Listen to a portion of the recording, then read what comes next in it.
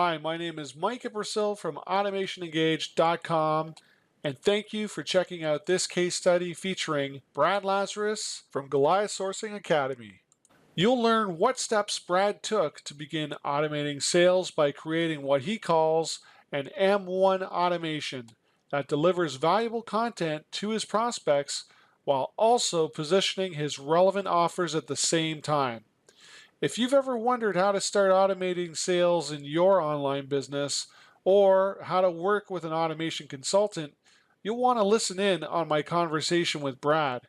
So here it is. Enjoy.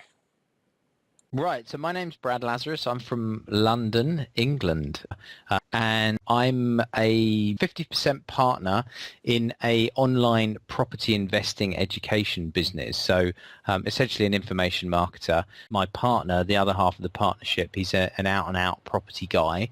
So between us, what I look to do is essentially monetize much of his knowledge in a nutshell so that we can have a leveraged business model and primarily sell how to source property deals types of products. So I also bring to the partnership obviously online marketing, outsourcing skills, etc., etc. So that's also what I add to the partnership as well. So we set up an automation for your business. This is early days for us. We've got this thing up and running about maybe 3 weeks now. But just sort of what your initial results are and your feedback from that. Sure. Well, early results are good. We've made sales off the back of what you built, Mike, essentially. So we're already seeing a return on that investment. So I suppose the result, if you like, is I've got a system now whereby I feel as though it's containable. I understand it. It's scalable. And it brings all of the products that we have as a business together.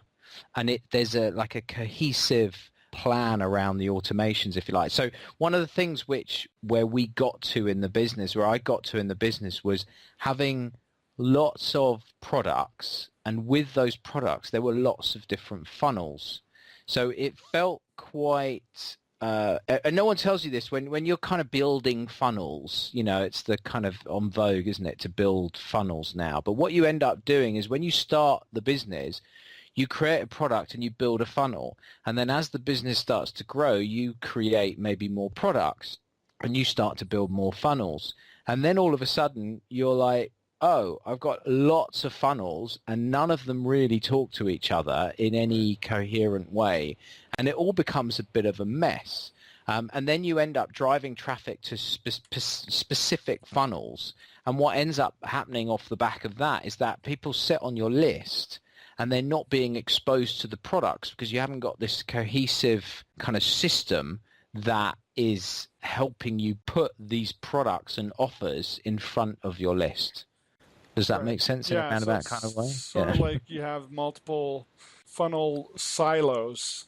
So somebody might be in funnel 1, but they don't see funnel 10. You also see a lot of, too, is people building out these, they kind of build them out without the intention of them ever crossing paths. So they're very linear where you'll have an indoctrination type sequence or an introduction sequence into each funnel. And if for some reason somebody does cross over into one of the other funnels, they're kind of getting the same, they might have a certain amount of unique content. Maybe it's a lead magnet or a webinar or something at the front. But then if they get pushed into introduction type sequence, they're getting that multiple times because it wasn't really set up to be self-aware where they're not tripping on each other and you're making sure contact has only gone through the sequence one time, or that's, I guess, part of the problem of running with it and just kind of what ends up, I'll give you just an example based on what you've just said there is so we'll have we've got 3 primary kind of main lead magnets, and then we also have a podcast, and with each podcast we have content upgrades with those podcasts. So what ends up happening is they're like mini funnels in themselves, right? So you've got people coming into the site via organic traffic or kind of paid traffic, whatever it is, and they're downloading a lead magnet. Then they're going on a very short kind of welcome sequence, which for me was probably, I think it was even 2 emails. It's barely even a sequence. When does when does 2 emails become a sequence? I don't know. Maybe 3 emails is even a sequence, right? And then there was the content upgrade. So people would then download the content upgrade, and then they would just get the content upgrade. And they would sit on what I felt was a master list, but they weren't being considered individually and sent through a systemized process of nurturing them and then putting an offer in front of them and then looking to see if they would convert on that offer. None of that was going on. But then once in a while, we would then also run traffic campaigns, paid traffic campaigns running to like a tripwire style funnel. And then they would sit at the end, once they'd gone through that funnel and they hadn't bought anything, they would just sit at the end of the funnel and that would be it. So the only time that they would ever receive any content from us when we had a new podcast, and we don't produce podcasts regularly enough. We'd put a podcast out once every 3 weeks, 4 weeks, so they wouldn't be hearing from us very often. The only other time that they would hear from us was when we wanted to push a product again on a broadcast style launch basis. Mm-hmm. So actually what was ending up happening, we had lots of people on the list that would just be sitting there, occasionally hearing about a new piece of podcast content, not very often, and then only actually hearing from us when we wanted to sell them something. Right. So it just didn't work. It just didn't work. And we weren't systemizing the process of nurturing and converting leads. And that's when I felt as though I needed some help with that, really. Hence the reason for coming to you, Mike. So that's what agitated this whole problem, is that, you already can tell that you've got contacts that are either not seeing what you have, or it's a long time between when they signed up and when they actually get in front of an offer or get some further value from you before they get prompted with another offer. How did you decide that you needed, did you know what you needed, or did you just kind of start beating bushes and trying to figure out? But I think I subconsciously beat a lot of bushes for quite a while, and then kind of came round to the fact that actually, there's a lot of people selling you a lot of different systems, right? And all very kind of valid, but you got to work out, well, what is my business? What can we cope with? And I knew that, a lot of the marketers that I kind of follow, and they will very consistently put content out. So they'll kind of have this like consistent stream of new content coming out, which is great. If you're able to create that new content every single week, you can put content out every single week, and you can ensure that your list are receiving a regular communication from you. But we found we couldn't do that because of the nature of the business and the way that we put the podcast together, and, it just took kind of time. But we had lots of content that we wanted to put in front of people.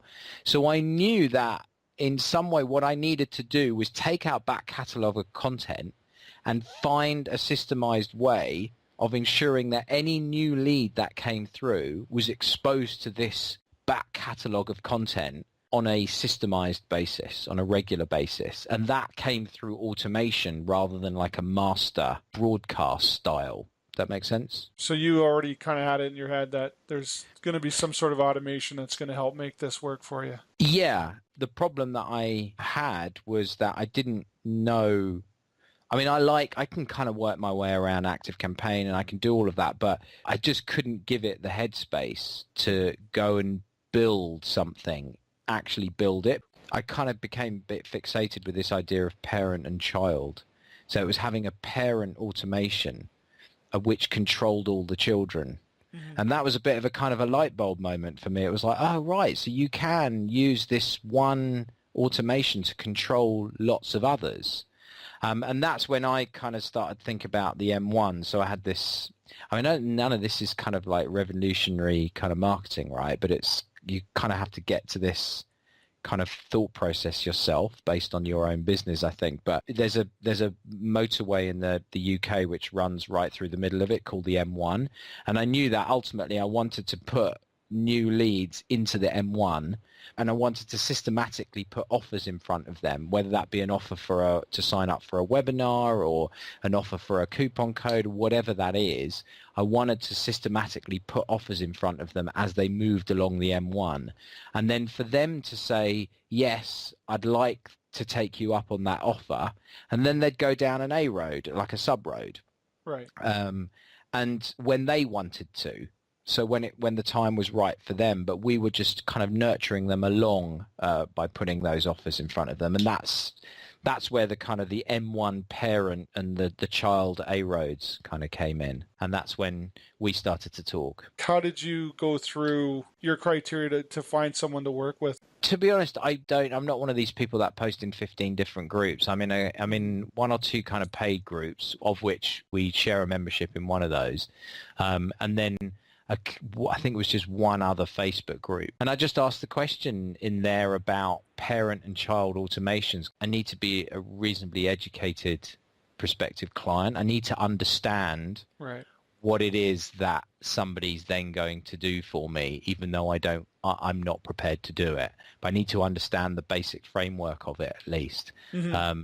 And that's what I was trying to do by posting in those groups. I was saying, well, how does this parent and child automation thing work? And I had a conversation with must have been about 3 or 4 consultants. And when I spoke to you about it, I don't know, sometimes you just talk to other marketers or other business owners, and it just is easy. The conversation just flows. You're speaking the same language, and it just kind of just rolls forward without too much effort. And that was head and shoulders exactly what happened when I was having that conversation with you. We just kind of were talking the same language, and it was, you were coming back with different ways of being able to do the things that I had in my head.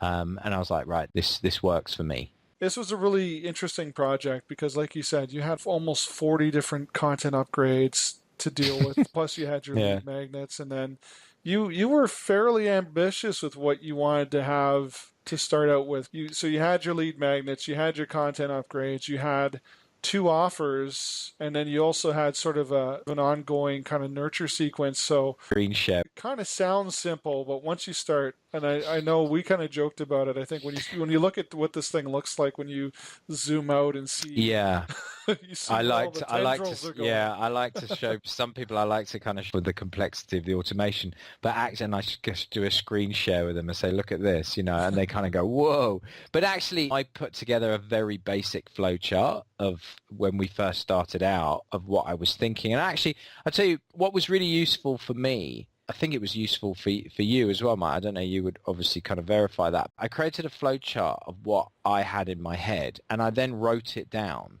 I can be a little bit overly obsessed with drawing kind of flow charts and stuff, but they don't always tell the full story, and they don't fit. There's a lot of gaps that need filling in and cracks that need filling in a flow chart. So what I did was then I actually wrote the story of the flow chart, if that makes sense. Mm-hmm. And that really helped me to clarify what I was looking for, which I think obviously then that formed the basis of the brief, really, didn't it? Which you could then go, okay, right, I can see what he's thinking now. I understand how we might be able to build this, or let's just clarify this point and this point, So actually creating that written document, that was the story of the flowchart, for me was hugely helpful. Yeah, it was really helpful for sure, because with this type of work, sometimes the words either don't do it justice, or sometimes we'll use the same word in a different way, and there's all kinds of marketing jargon, and somebody says lead magnet and somebody says tripwire and somebody says whatever, and we can all have slightly different ideas of how these things function, or when they're going to function or when they come into play. So it was a very linear kind of progression, and that's technically what we're doing is we're mapping out what the user experience is going to be to somebody who comes to your site and they opt in for a lead magnet or a content upgrade, and then more or less what their next 30 days are potentially going to look like based on what they've opted in for, or whether they're like a cold prospect or whether they've been on your list before. And it does look really complex, but I like to say we don't build something complex just for the sake of saying, hey, look, we made something look all complicated and fancy. It's the main thing that people have issues with automations is some people will think, well, it's just a canned response or it's a canned message, it's impersonal. The other thing that they'll react to is if you're getting multiple emails at a time because your system isn't set up to filter people out or make sure that they only get a certain messaging, at a certain time. So we kind of went into this knowing that, okay, we're going to have, multiple offer sequences. We're going to have an indoctrination sequence happening. We're going to have content upgrade delivery, lead magnet delivery. Like these are all separate systems and they all have to play nice with each other. Yeah, I mean, I think around that, just on that point in terms of going back to this idea of writing the story of the flow, the story of the lead, was I always find myself backing myself into cul-de-sacs or corners, or because I'm trying to think through all the options in one go. And actually what I forced myself to do when I was kind of creating what I felt as though I wanted was just to go, right, there's this one person, he doesn't know who we are at all. And he's downloading this thing, and now he's going to go through the process as if he's totally cold.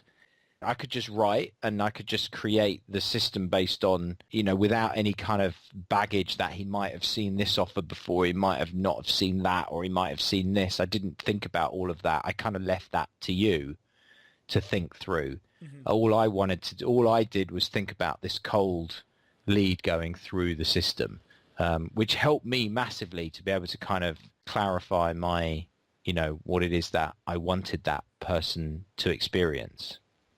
So we have this M1 automation that's running now. It's been running for about 3 weeks. You've seen some sales coming through. You're not pushing paid traffic into this right now. It's just leveraging any of your existing kind of organic traffic or people who are, coming in for a podcast or whatever. How do you feel at this point after we've kind of worked together and this thing's in place? I feel almost now, it's a bit strong, isn't it? Liberated. I feel like I'm some kind of freedom fighter. No, now that I'm not working, to use your, word, in silos of funnels, I feel now that what I'm working on can be latched onto this machine that is catering for everything in the business. So actually what we're doing is we're actually just building out the M1. Because when we looked at, the M1 for me is a year long. So that's the sequence is essentially a year long sequence. So somebody will come onto our list, and by the end of the first, they will get consistently contacted by us for a whole year. That's the plan, right? Right. But what we needed, so let's say the M1 was 100 miles long. We needed to build the first 10 miles, right? Because once we built the first 10 miles, then we'd know what the next 10 miles and the next 10 miles and the next 10 miles looks like. And that's what I'm now building out. I'm building out the next 10 miles, knowing that I've got this solid foundation. And that makes you feel quite motivated when, you're kind of slogging away through writing emails and, putting offers together and creating webinars and all that kind of stuff, which can be very time consuming. But knowing that they're going to latch on to this main system, and people on your list are actually going to see what it is that you're creating, not just a proportion of your list in the silos element of it, but actually everybody's going to see it. And that's it's quite motivating to build that machine bigger and bigger and bigger all the time. We'll continue to build the M1 essentially in our case. I think the benefits of going through this process is I think you've got a better handle now on your business and how it works after going through this, because by having to work with somebody, I know you were walking us through sort of you're putting yourself in the headspace of your potential client and what does a prospect do when they hit your system for the first time, but you're also trying to communicate this to me to help you build this thing. So if it was just you and, Brad, you're a smart guy. If you locked yourself into a room with enough time, you would come up with a system that worked. But by having to deal with somebody outside, someone who doesn't intimately know your business the way you know it, you had like a reference document and things that you probably would never, like assumptions you may have made about how your business works or what steps people go through, these would be completely unchallenged just inside your own head. You're putting two heads together, and something you don't see, I might see, something I don't see, you see, and we're working together. And then we're building this thing out, and it becomes a system understand. The thing is, it's an investment. When you decide to do this, you invested your time to map this out and understand it and articulate it and then tweak it. The result is you now have two assets, because if you brought somebody in new to your business, you could show them this automation the way it's laid out, zoom in on the indoctrination sequence and say, okay, somebody comes in, first day, they go through this. I always try to storify these things just because it just makes more sense when you create a story out of it and a narrative out of it, rather than just showing people a complicated kind of bunch of arrows and, all that kind of stuff, which you do see inside of ActiveCampaign. But just going back to your point as well, because I'm kind of keen to kind of impress on people listening the kind of the massive kind of value that you did actually offer. And you've pointed out a lot of that as well, in the sense of, having an objective look at the business. Because, when, my business has got to the point where, it comes with baggage. That makes it like kind of emotional baggage around particular products. Have they fared well in the past? You'd never quite, So to have you come in objectively from the outside and point certain elements out which I couldn't see was of huge benefit to me. But I think the other big thing is obviously the technicalities of building this inside. I don't think we can't I can't underestimate the amount of expertise that you brought to this project, with the ability to be able to take what I had in my head, critique it, and then go away and actually build that thing inside of that automation, all those automations and all of rules and the logic and stuff inside of ActiveCampaign.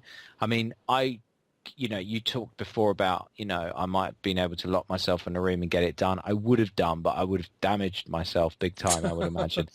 But it's, because on top of that, as well as the business owner, part of the agreement that we had is I was writing the emails, and that's massive. It's a huge part of what this automation is, and I needed to have that headspace to be able to go and put together and write decent copy. I'm no copywriter by any stretch, but I find it painful to write copy, but it's something which I have to do.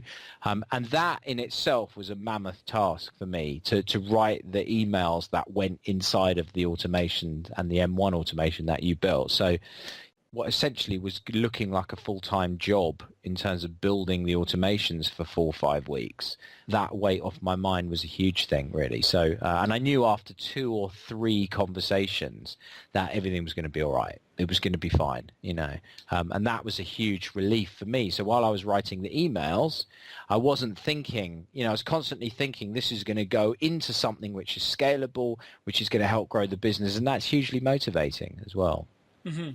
That's some good points there for sure. You handled the email side of it. It did require your time to do that, your time to plan it out. You were available to me that, we could sound ideas off each other and make adjustments. So it worked out really, really well, and something that... Well, I actually don't think you can do this, build something that we built here, that you built here, without having regular check-ins and being open and honest about what is required to make it work. I just don't think you can do it. I think if one expects a consultant such as yourself to just go and build this thing that you've got in your head, it doesn't work that way. I don't think it works in any business that way, does it? You've got to be able to, relatively elegantly get across your ideas, and the value that you offered was to kind of take my ideas and kind of give them a structure and a form and then build it, which was huge for me. And now you have this automation that's running, and you can kind of, have a little bit of a sigh of relief because you don't have to write any emails for the next little bit. But now it's like the expectant parent or the watchful parent. You get to look at this. The thing I like about this system is that you can see where people are queuing up in different points of your automation. So you can see, oh, we've got 50 people right now in the indoctrination sequence. And that's talking about the expectant parent. That comes from the parent automation, doesn't it? Having that parent and child automation structure means that you can go and look at. You described it very well in the beginning as like a railway kind of signal station, where you've got all the banks of, tracks and stuff, and you can now go and see this inside this main kind of parent automation. You can see the trains running and who's waiting at what stations and all that kind of stuff. So. You just got to be careful not to spend too much time in there. That's all. Right. And we built it right from the outset to be modular, so that way we can, like you said, you had sort of an initial 100 miles that you'd like to ideally get to, and we broke it down to the first 10. We chunked it down, and now in some ways it's step and repeat, because we've gone through this process, if I'm going to do another offer sequence, then I've already got these 2 other offer sequences. It'll be following a similar type of logic, a similar type of time span, maybe a similar amount of emails. It just kind of plugs into what we've already built. So you're not painted into a corner with what you have. And if at some point you decide, the third offer sequence should become the first offer sequence, then there's going to be some rearranging, but you're not, you have to kind of plan out what's going to happen or how it happens, but it's still possible to switch those automations around. You're not painted into a corner. So yeah, absolutely. It gives you the flexibility to be able. Sometimes I find when I think about the business and the offers and what have you, sometimes your thinking is restricted by the tools that you have.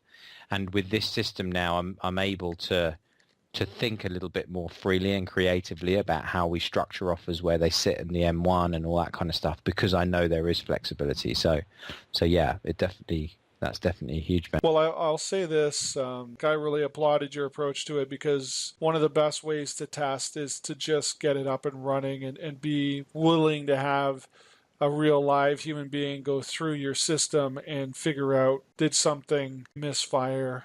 There's so much testing you can do, and then at some point it's like you got to put like a real person through there. So you were more than willing to do that. Like we said, we didn't start with paid traffic. We're not paying $10,000 a day campaigns just to see if this thing breaks or not. We had a couple of parallel sort of indoctrination kind of sequences going out, because there was sort of another system that was kind of tucked away that didn't really cross our attention at the time. That was also like when we're looking at the experience of someone going through the funnel.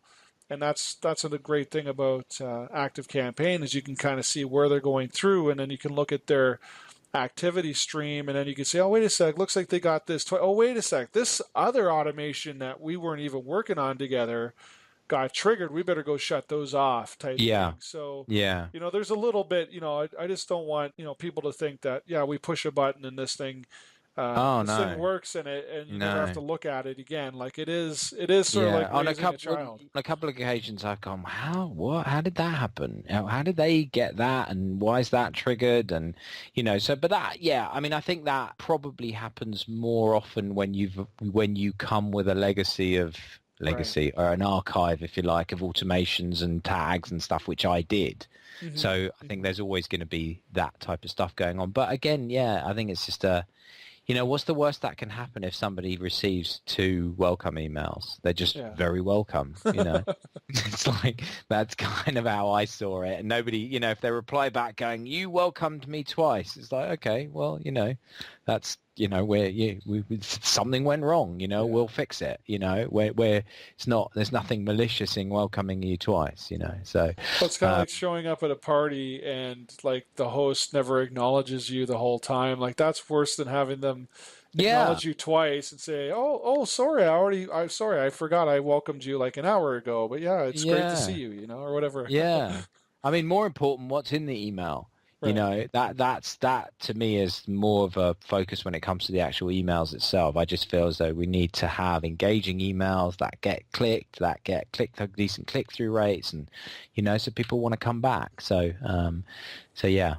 I think that's pretty much a wrap. A website, Brad, cool. If you just want to mention a website or anything like that, if people want to look into what you're up to. Yeah, what we're doing. Yeah, so, it's Goliath Sourcing Academy.com. So that's Goliath as in David and Goliath, Sourcing ActiveCampaign.com. So when I say sourcing, we help property investors source property deals, find property deals. So that's what I mean by sourcing. So on there, yeah, you'll find the podcast, of which I have a little section in the podcast called In the Lab with Brad, where I talk about kind of systems, online marketing, outsourcing hacks for property professionals. So that's kind of my kind of take on all that stuff for property professionals. And then there's my partner in there who does a whole bunch of stuff. So yeah, so go on there. And if anybody wants to email me, get in touch, they can do it, brad@goliathsourcingacademy.com. So yeah, more than happy to connect with anyone that wants to. Yeah, they can check that out. And this is an ongoing project that we're working on. I know you've got additional automations that you'd like to add to this, or different sequences down the road. So we can always check in maybe a few months down the road. It's worth mentioning there now as well. I mean, I've given the impression that I'm a marketer, and I am a marketer. I'm an online marketer. But at the same time, I'm a business owner. So people might be thinking, well, Brad, if you kind of know about this online marketing stuff, why have you hired Mike? But the reality of it is that I am a business owner, and in order to grow this business, I have to outsource and grow a team of freelancers, advisors, full-time employees, and Mike's part of that team as far as I'm concerned in this kind of automation niche. So I'll be coming back to you, Mike, on an ongoing basis as we build this this M1 funnel out. We'll check in later on how things are going. Great. Thanks, Mike. Okay. So there you have it. Not only did we hear how Brad mapped out and documented how he wanted an automation to work in his business, but also how working with an outside consultant helped him to refine, plan, and organize how to make it all happen. If you're interested in setting up a similar automatic sales and prospect nurturing machine in your online business, head over to automationengage.com and click on Contact to send me an email.